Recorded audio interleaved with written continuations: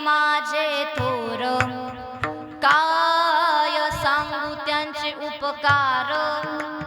जीवनाच्या वाटेवरती किती असतो त्यांचा आधार. आई माझी मायेचा सागर, दिला तिने जीवनाकार.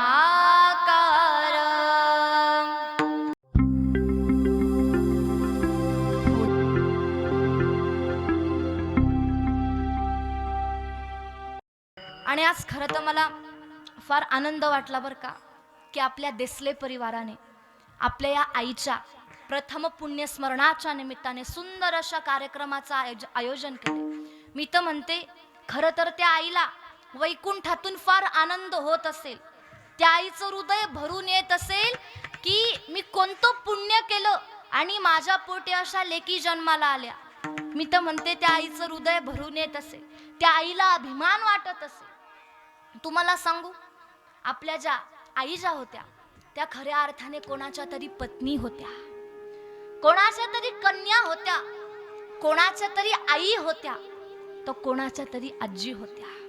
पण तुम्हाला सांगू माय, या सगळ्या नात्यांमध्ये सगळ्या जिव्हाळ्याचं नातं हे आईचं आणि लेकराचं नातं आहे.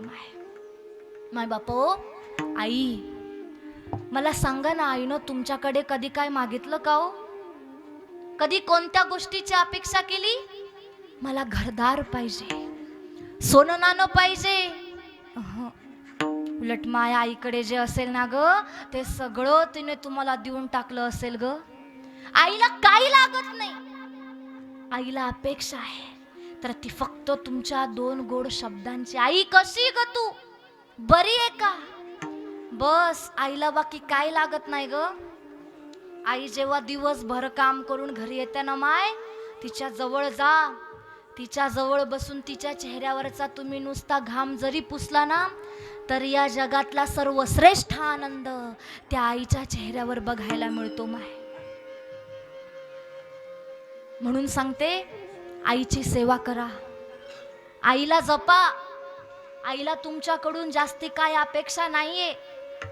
आज खरं तर मला सांगायला लाज वाटते की काही निर्दयी लोकांनी आपल्या आईला वृद्धाश्रमात टाकलंय. पण माय तुला खरं सांगू, ज्या वेळेस तू लग्न करून परक्या घरी जाते ना, तुला झोप येते की नाही, तुला करमतंय की नाही, तू जेवली का नाही हे विचारण्यासाठी तुमचा भाऊ नाही कॉल करत, याची विचारपूस करण्यासाठी तुमची काकू काका वगैरे कोणी कॉल करत नाही. पण दिवसातून जी 10 वेळेस कॉल करते ना, तिला आई असं म्हणतात. म्हणून सांगते, आईला जपा. तुम्हाला सांगू महिला मंडळ, ज्या दिवशी तुमच्या माहेरातली तुमची आई निघून जाते ना, त्या दिवशी खऱ्या अर्थाने तुमचं माहेर पण संपतं. लक्षात ठेवा, ते खरंच कोणीतरी सांगून ठेवलंय ना. आई माझी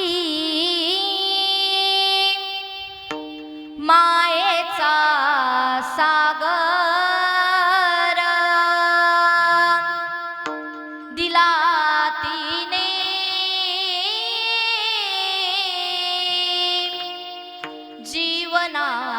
जीवनाकार.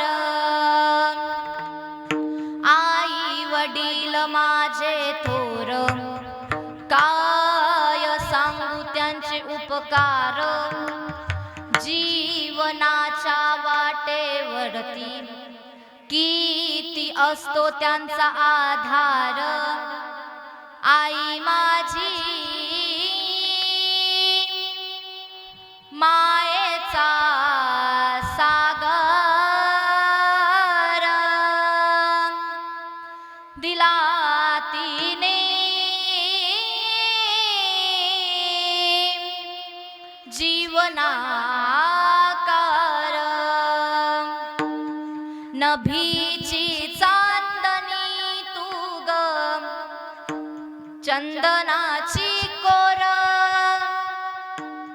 शीतल तुझी छाया मला हवी जीवन भर, तुझ्या शीतल छायेमध्ये उभी आयुष्य जगेन, आई देवा पाशी मी ग, आई तुलाच ग मागेन, आई माझी मायेचा सागर, दिला तिने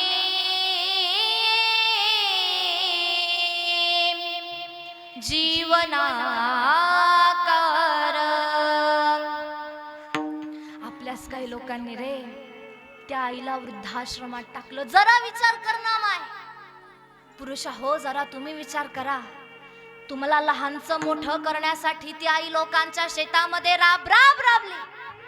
त्याच आईला आज आपण निर्दयीपणे वृद्धाश्रमात टाकून दिलं. ते म्हणतात ना, 4 बंगल्यांचा मालक तो, संसारी त्याच्या एक बाई होती. 4 बंगल्यांचा मालक तो, संसारी त्याच्या एक बाई होती. श्रीमंत असूनही भिकारीच तो, कारण त्याची आई वृद्धाश्रमात होती. म्हणून खरं तर आज मला फार आनंद होतोय बर का, की आपल्या देसले परिवाराने आपल्या आईच्या या वर्षश्राद्धाच्या निमित्ताने हा सुख सोहळा या ठिकाणी पार पाडलाय. मी तर म्हणते देसले परिवारासाठी एकदा जोरदार टाळ्या होऊन जाऊया. क्या बात. म्हणून पुन्हा एकदा तुम्हा सर्व देसले परिवाराचे या ठिकाणी आभार मानते आणि आपल्या अभंगाकडे वळते. विठ्ठल